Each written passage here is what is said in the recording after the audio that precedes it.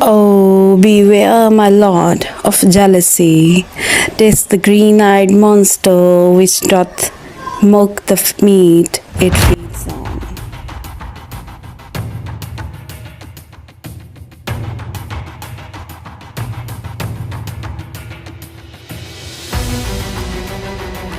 Hello and assalamu alaikum. Welcome back to my channel. Let's learn with Mehreen, and I am Mehreen. According to Swinburne, Othello was the noblest man of man's making. Othello, the hero of the play, is an outsider, an alien to Venetian natives. He is a Moorish nobleman who is convert to Christianity.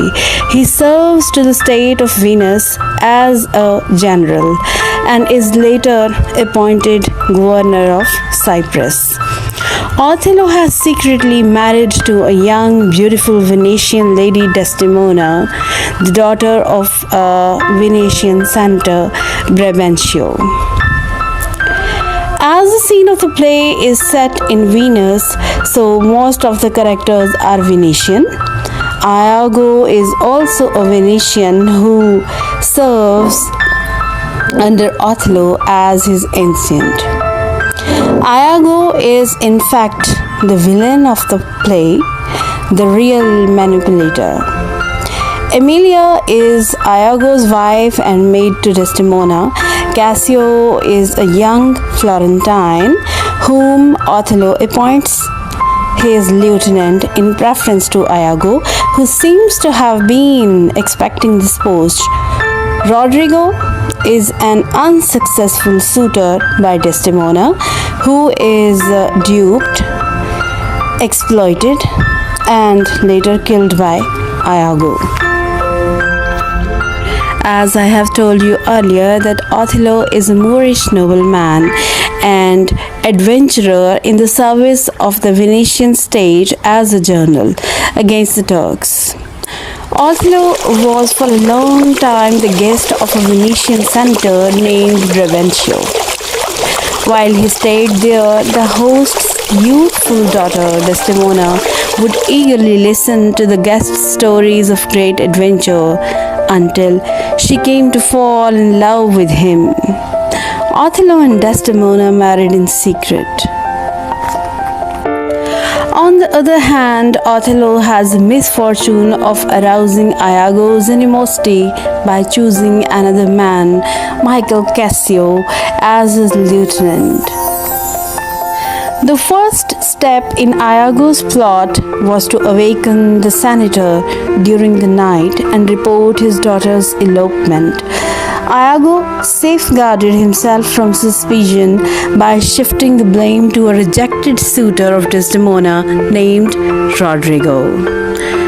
The angered Brabantio appealed to the Duke of Venus against Othello, whom he accused of winning his daughter by black magic.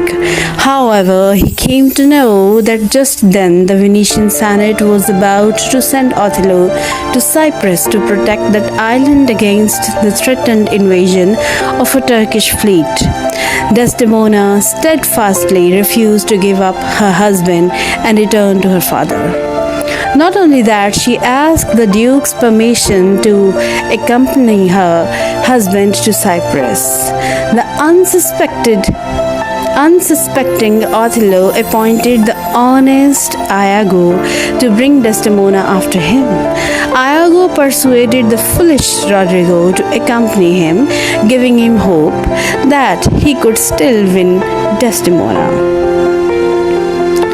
All the time, Iago racked his brains to find a way of displacing Cassio and harming Othello. It was Desdemona's father who was responsible for planting in Othello's mind the seed of jealousy, which is later turned into a poison tree by Iago. A terrible storm comes up near the coast of Cyprus.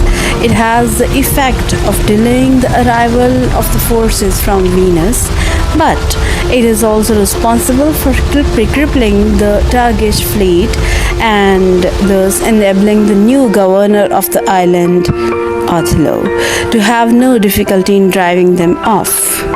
After this, Othello orders General rejoicing on the island. He appoints his lieutenant Cassio as officer of the guard to see that the merrymaking remains within bounds. By pure chance, the innocent Cassio happens to meet Desdemona and greets her, and Iago, who witnesses this meeting, hits upon the idea of making Othello believe that Desdemona has adulterous relations with Cassio.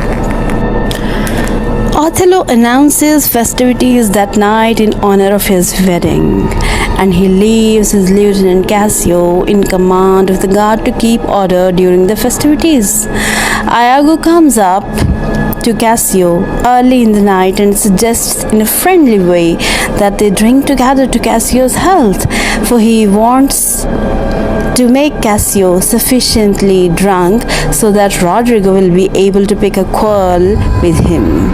Cassio politely turns him down, saying, "Not tonight, good Iago. I have very poor and unhappy brains for drinking."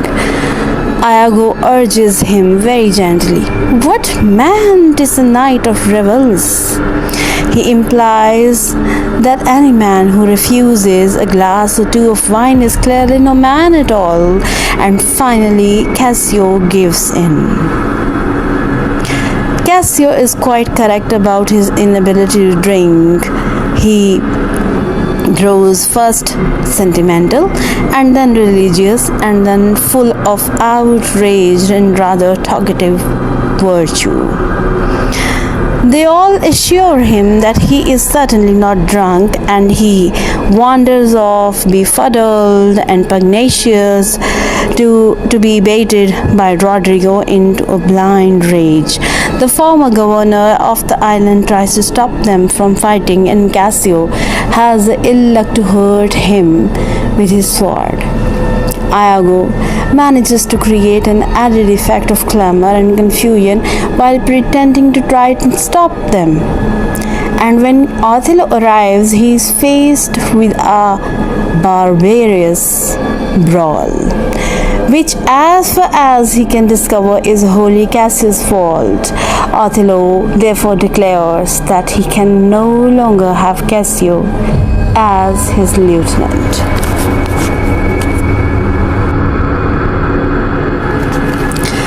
Now Cassio is extremely dejected, and Iago points out that he can get back into Othello's favor if Desdemona will intercede for him.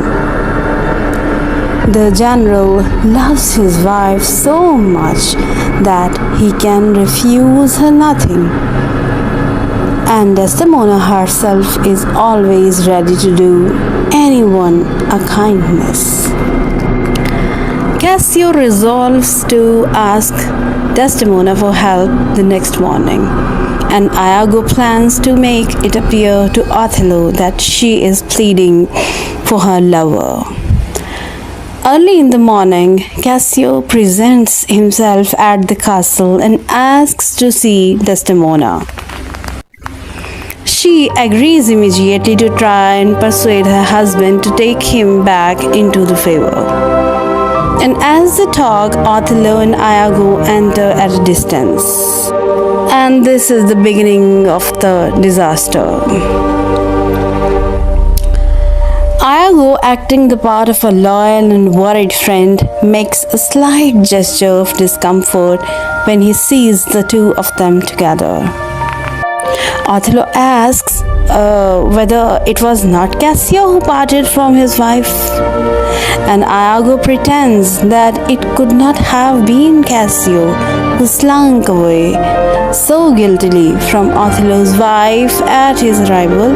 As a natural sequel, Desdemona pleads Cassio's case.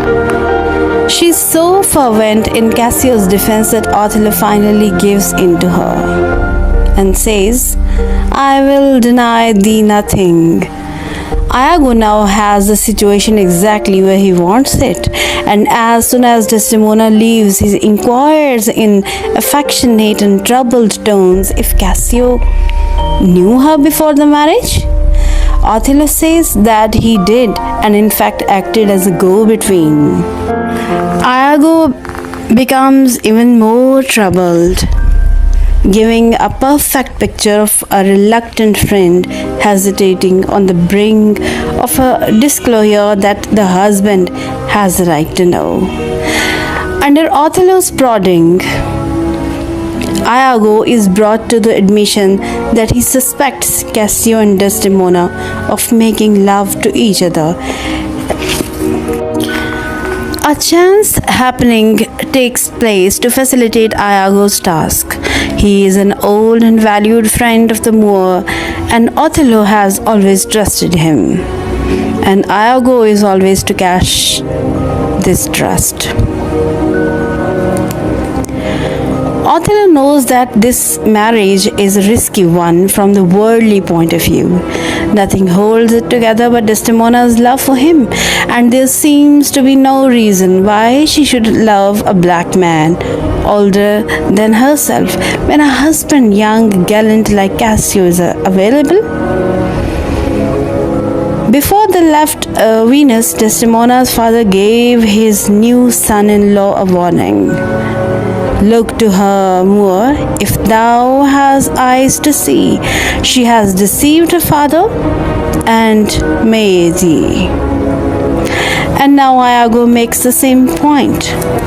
She did deceive her father, marrying you. Othello really knows very little about his young wife. He only knows that he loves her with a helpless, hopeless, devouring passion, and that Iago's words have filled him with terror.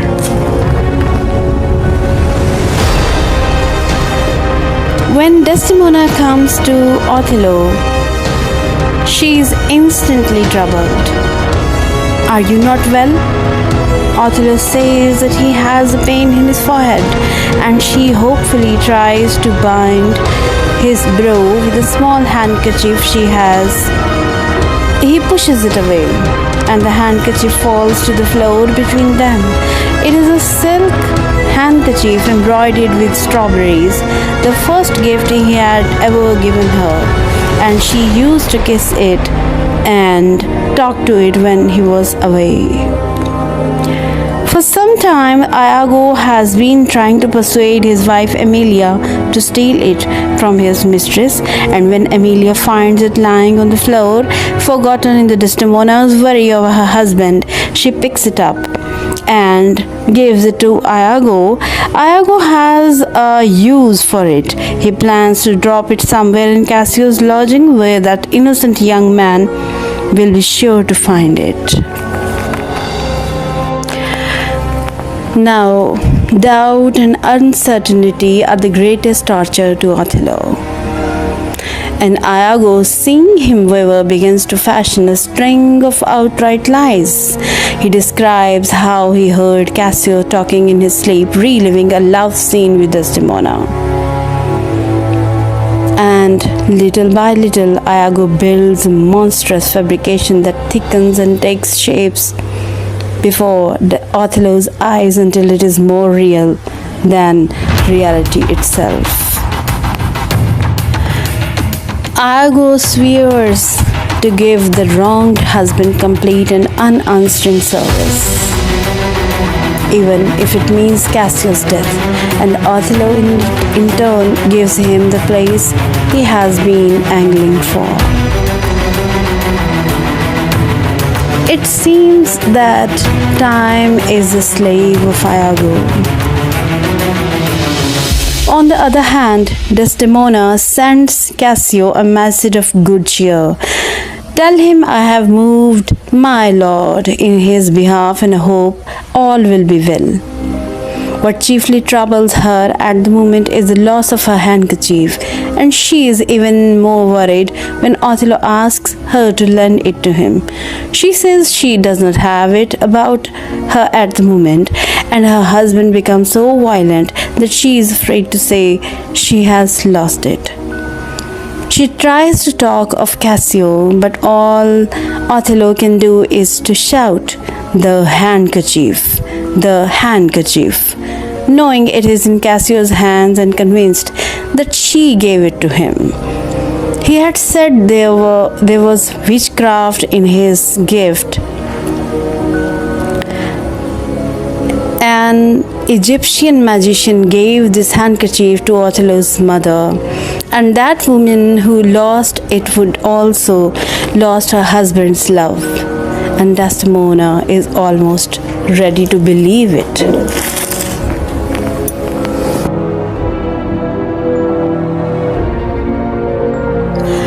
While all this tension is happening between Othello and Desdemona, Cassio pays visit to inquire about the progress of his suit, and Desdemona is forced to admit that she has been an unsuccessful advocate. She is inclined to think it is some political problem that is troubling her husband. Amelia, the wife of Iago and her maid, is a practical realist and thinks that Othello's trouble is jealousy. But Desdemona is sure that it's impossible. The monster of jealousy is already there, feeding upon itself. And at every point, Iago is there also, alert, sympathetic, and affectionate, to make the pain of Othello worse. By a trick, he makes Othello think that Cassio is speaking of Desdemona when he is really referring to a woman of the streets, whose name is Bianca. Othello now misinterprets every action of Desdemona.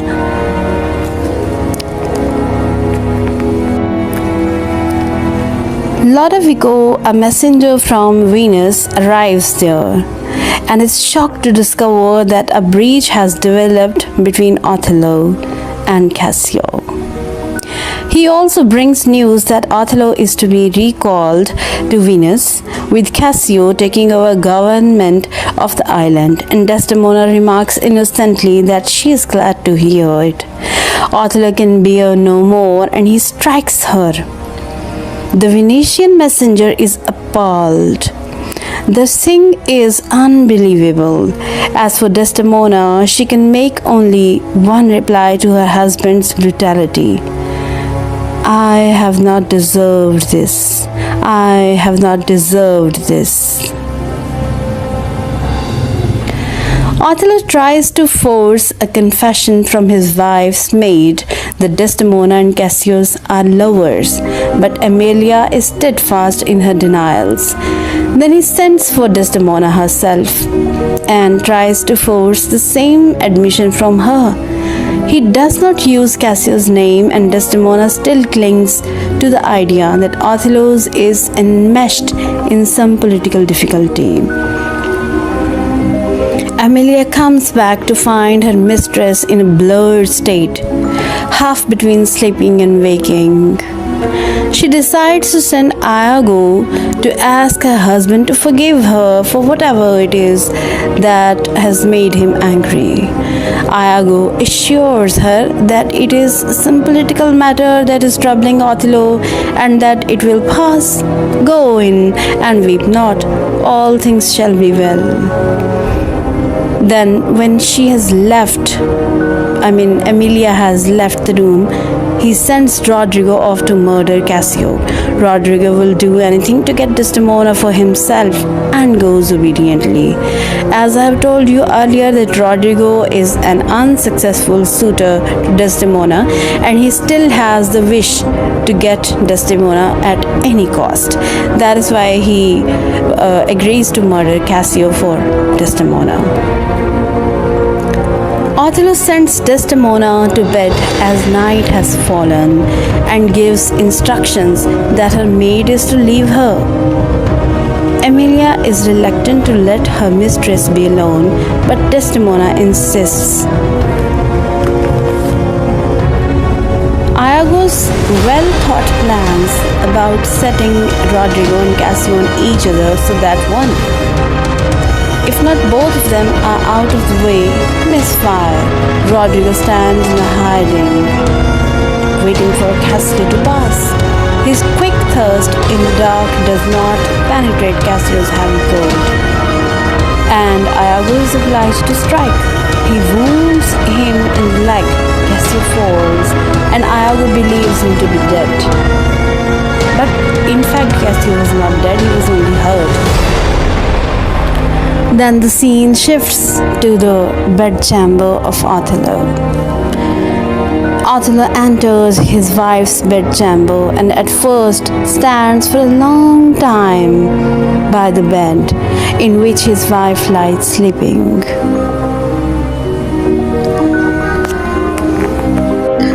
The bedroom scene is really terrible as Othello is trying to kill Desdemona.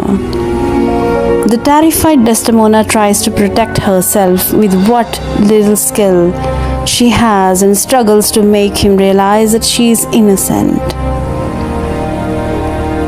But she speaks to a madman who cannot listen.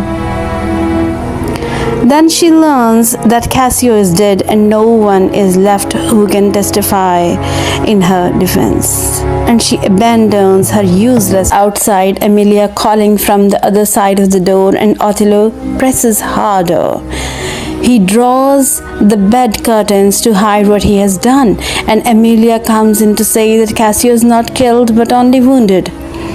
There is a faint sound from the bed, and Emilia finds her mistress dying and barely conscious. The frantic maid tries to find out who committed the murder. The Desdemona has just enough strength left to protect her husband. Nobody, I myself. Farewell. In a fury of grief and rage, Emilia turns on Othello and he admits that he has killed his wife. He tries to explain his reasons and she sweeps them away. Then it is her husband Iago who tries to silence her. She manages to let Othello know who made her steal the handkerchief, and then Iago stops her with a knife thrust. She dies. She dies, saying, "She loved thee, cruel Moor. She loved thee, cruel Moor." Othello's sword has ceased. And with this dialogue, he derives a dagger into his own body and falls dying on the bed beside his wife, saying, "I kissed thee ere I killed thee." And at the end of the play, Cassio pronounces the epitaph of the journal he loved.